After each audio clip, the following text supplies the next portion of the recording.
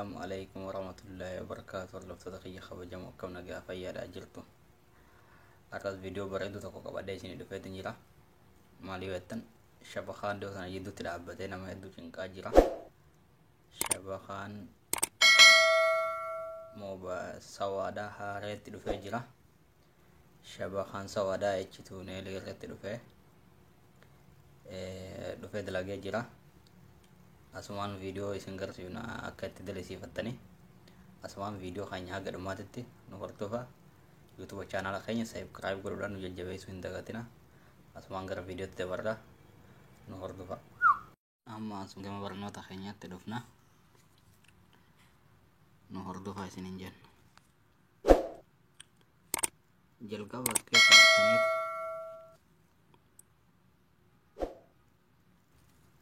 asirratti ejjituun illaahi jettanii barreessitanii warri appideetiin godhatanii dhuftanii appideet godhattanii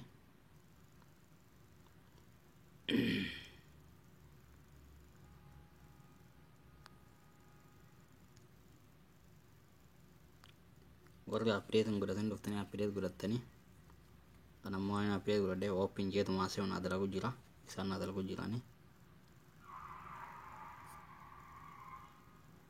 opening godha.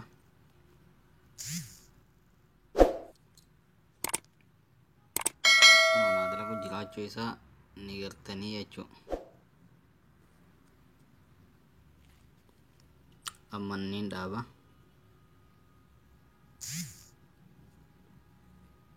Jalqabaa kana akkuma inni jirutti dhiiftan. Akkuma inni jirutti dhiiftan kana. Alaabaa Ameerikaa irratti kaan ammoo dhuftanii bakkuma tana gadhooytanii inni nu jalqabarra jira dhuftanii kanumarra kaayyattan irra gadhooyna san booda start goonaa jechuudha. Kuno anduraan waan talabadde jiruuf jechuusaa waan an qabu akkas wannaa kaayee jechuudha. Dhiifama beeksisa akkuma isin gartan kanatti sa'aa duraan an qabu naa kaayee gubbaadhaan saa biraan haa dabaluudhaaf viidiyoo banuu deema. Kuno viidiyoo banee ifuma naa dabale.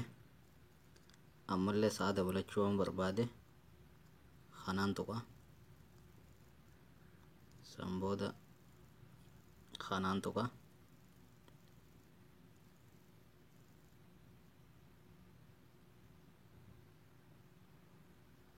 akkasitti zaabaa siif dabala jechuudha.